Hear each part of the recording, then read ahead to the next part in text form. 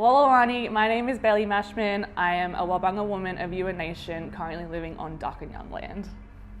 My dad relocated to Bateman's Bay a couple of years ago, which is down on country. So I visited him and he took me back to country and on Narooma land, and that's when my true connection of culture was sort of born, I suppose. Over the past 24 months, I really tried to self-educate myself on my Indigenous culture and background. I was fortunate enough that my auntie sent me a family ancestry tree, so I've been looking into that. I've also made a conscious effort of studying Indigenous topics at university this semester so that I'm able to consciously inform myself of things like colonisation and genocide and, just about my country, my Yuin land. So I've been making that conscious effort to really immerse myself in my Indigenous culture and heritage, as I think it's of utmost importance, particularly as a young Indigenous woman.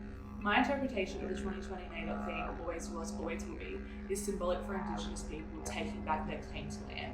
It celebrates that our nation's story does not belong with our European settlers, but our very first footprints on this continent are those belonging to our First Nations people. Always was, always will be is about seeing, learning and hearing about our First Nations 65,000 year history and recognising it as Australian history.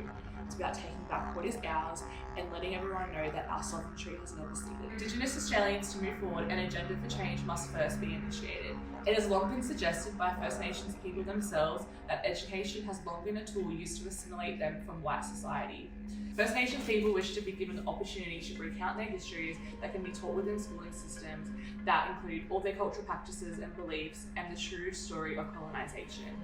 I think that personally for myself, it's so important that I use my platform from working at an educational institution to tell the true stories of my First Nations people, which is why I was inspired to make this NAIDOC Week web series, to be able to give the opportunity to all my ACTs and fellow brothers and sisters that I work alongside and the students that come to the college, the opportunities to recount their truths and tell their stories is of utmost importance. And I think that as a young Indigenous woman, to be able to use my platform for good and to share our stories is the pinnacle of being an Indigenous person in today's society.